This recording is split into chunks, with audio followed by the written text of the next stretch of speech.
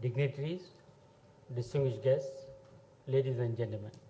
It's my privilege to be here this evening and to be a part of 13th War India IT Forum. I have been associated with this organization for quite some time, and I must say that this organization is doing a wonderful job in terms of promoting e-governance and in terms of promoting IT in a big way. As the previous speaker was saying, that today India is being recognized because of its expertise, because of its knowledge, because of its IT professionals all over the world, and we are supposed to be the world leader in this particular area. As you know, we are passing through a very exciting time today. We had election last year, and we had a new government, and a government which is passionate, which is focused, which is an honest government, and which wants to do a lot of good things for every citizen of this country. And idea is to bring peace and prosperity to everyone across all sections of the society. And to do that, the first and the foremost is to bring in an environment of good governance. And that's why, as the Honorable Prime Minister says, that we have to go in for minimum government and maximum governance. Idea is to make all our systems, rules, regulations, processes transparent and citizen friendly. And that can be achieved very quickly and very efficiently by deploying technology in a big way. As my previous speaker said, and I entirely agree with him, the moment you bring in technology, you bring in transparency and you bring in accountability as well. It's a great, great enabler, and it's a game changer. And the best part is that we have got in-house expertise available within the country. Unfortunately, though we have done wonderfully well all over the world, our engineers have done extremely well, whether it is Microsoft, Google, IBM, any of these organizations, and anywhere in the world. And they create enormous wealth for all these organizations. Unfortunately, we have not been able to take advantage, full advantage of this technology, the disruptive technology. And it's not very difficult. It requires a little bit of resolve. It requires a little bit of commitment. And I'm sure that collectively, in a cooperative manner, in a collaborative manner, we'll be able to do that. When I'm here, I would like to take a little bit of your time to tell you what we are doing in the Ministry of Labour. So I joined Ministry of Labour only 3 months back, but you must have read in the newspaper that we are trying to bring in changes in all our labour laws. Today, we have got 44 labour laws, and many of these labour laws were created way back in 1946, 46, 47, and that kind of thing. Maybe at that point of time, these labour laws were very much required, and these were the need of the time at that point of time. However, in the last many years, things have changed, and now we have the technology. So because of technology, many of these provisions are not really required. So what we are trying to do, that instead of these 44 labour laws, we are going to have about 4 or 5 labour codes. And all these 44 labour laws will get subsumed into that.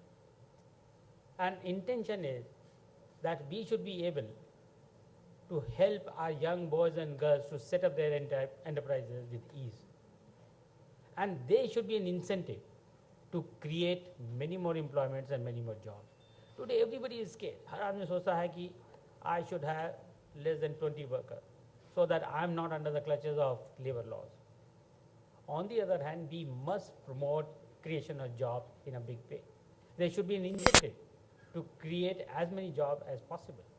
On the other hand, we got to ensure that each and every worker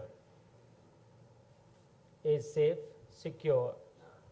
He or she has got the security of social security net, and everybody has got a decent work environment and culture. So what we are trying to do, on the one hand side, we are trying to get 100% social security net to each and every employee. We are trying to get safety and security, health and hygiene to every worker. On the other hand, we are trying to make things simpler for the employer in terms of compliances, in terms of setting up enterprises, in terms of even binding up enterprises. It's a very difficult task.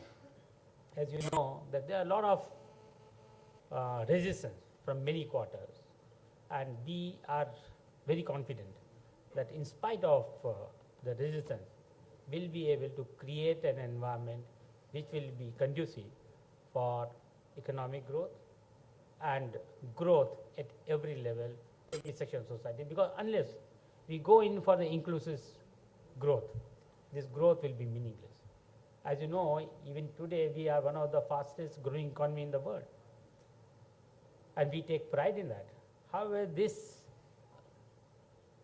will be meaningless, this will be purposeless if we do not take care of our poor people, if we do not take care of those who belong to scheduled caste, scheduled tribe, backward, minorities, women.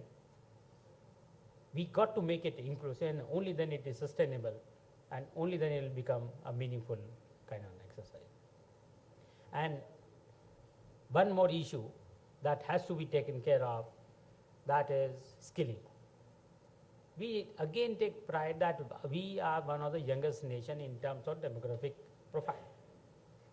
We are going to have about 450 million people in the age range of 1 to 19 by 2020. And this group can play a very, very important role. This young generation will be the engine of growth for this country. But this will happen only if we are able to impart good quality education and good quality skills. Otherwise, this group, instead of becoming an asset, will become a liability.